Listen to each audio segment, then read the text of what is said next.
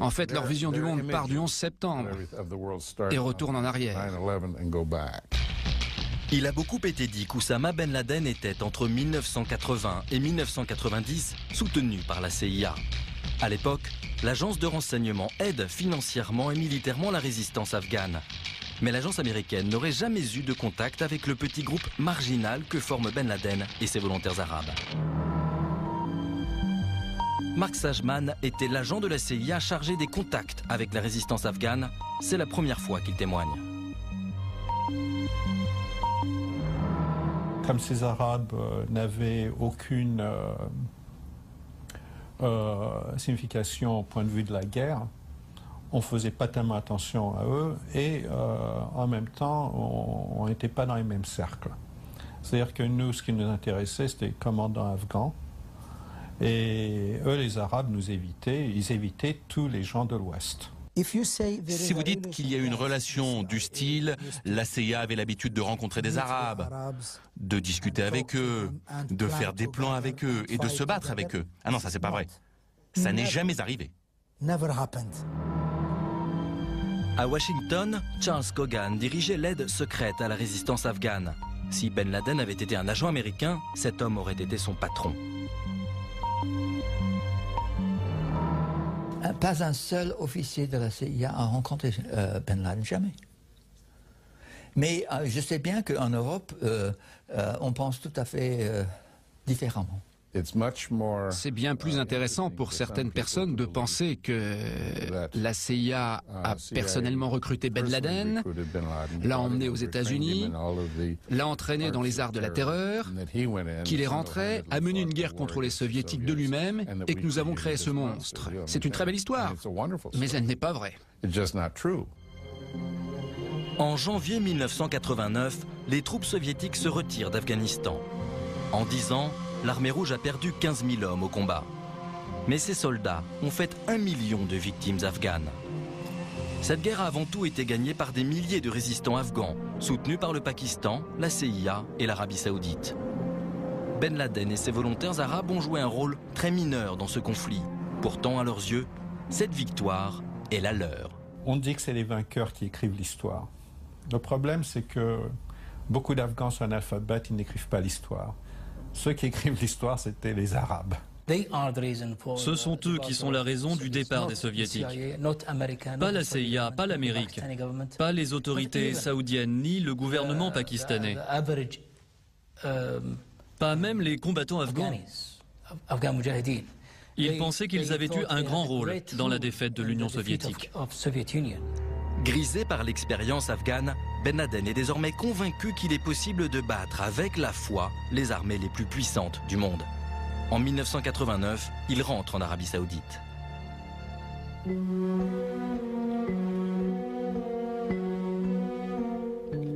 De retour à Jeddah, Oussama Ben Laden retrouve sa vie saoudienne et l'entreprise familiale, les chantiers, les affaires. Une existence bien fade après les années afghanes. Pas de moudjahidine, pas d'entraînement militaire, pas de kalachnikov autour de lui. À Jeddah, il n'était plus auréolé de la gloire de l'Afghanistan. À Jeddah, il devait vivre comme n'importe quel habitant de la ville.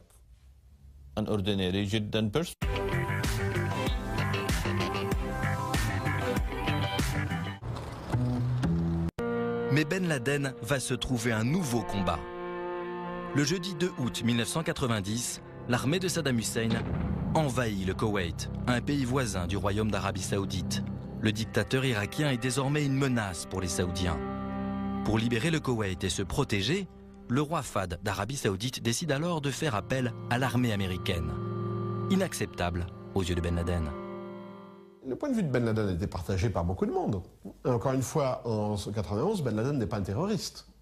C'est un jeune idéaliste qui revient du djihad afghan et qui dit il ne faut surtout pas amener de troupes infidèles sur le territoire sacré de la Mecque et de Médine.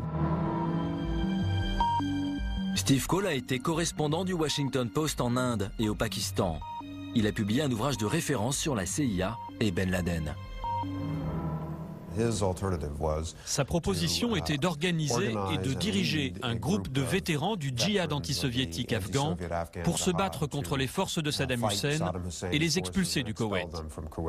Ben Laden disait c'est eux ou moi. C'est-à-dire soit vous appelez les infidèles, soit vous appelez les musulmans. Mais entre les deux, il faut choisir. Mais Ben Laden n'a pas d'armée. En fait, il rêve de rassembler des djihadistes du monde entier. Des Saoudiens, des Égyptiens, des Yéménites, des Algériens, des Indonésiens, des Philippins, des Ouzbeks ou des islamistes du Cachemire, comme sur ces images. Ben Laden imagine une grande opération de volontariat comparable au djihad afghan. En septembre 1990, il rencontre le prince Turki, un proche du roi Fahd. À l'époque, le prince Turki Al-Faisal était chef des services secrets saoudiens.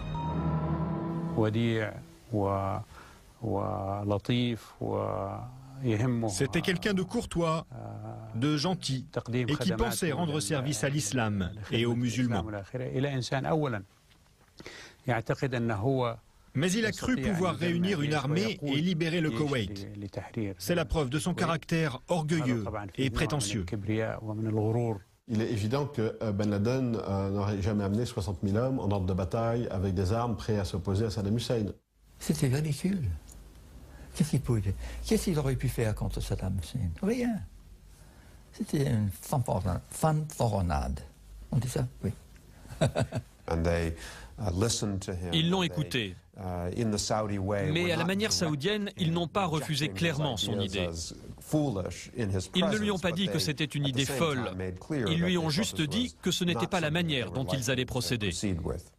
Donc il a dû être plutôt vexé d'être envoyé comme ça, d'autant plus qu'il semblerait que ses interlocuteurs l'aient traité avec une certaine condescendance, ce qu'il n'a pas supporté. Un mois plus tard, en octobre 1990, des soldats américains, britanniques, français, membres d'une coalition de 34 pays en majorité non musulmans, débarquent sur le sol saoudien pour préparer la libération du Koweït. Au total, plus de 500 000 hommes et femmes s'entraînent dans la péninsule arabique. En février 1991, Koweït City est repris par les troupes alliées. La victoire est avant tout américaine. Ben Laden enrage.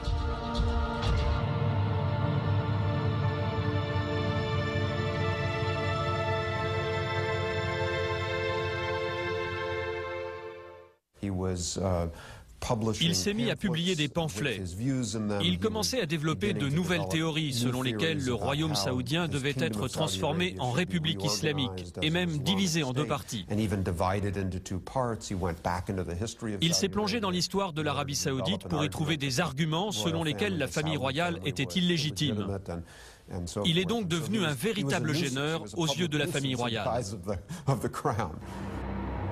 Ben Laden espère que les autorités religieuses du pays vont soutenir son combat. Mais au contraire, elles le désavouent et défendent la présence des soldats occidentaux en Arabie. Le jeune Saoudien est totalement isolé dans son propre pays.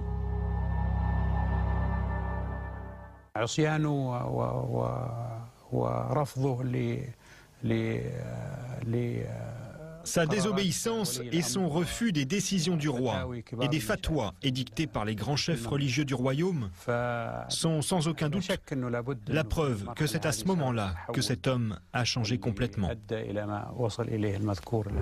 Ben Laden est désormais un opposant affiché. Voilà ce qu'il écrit au roi. La vérité est que l'armée étrangère est là pour défendre votre trône contre l'inévitable et grandissante menace de l'islam.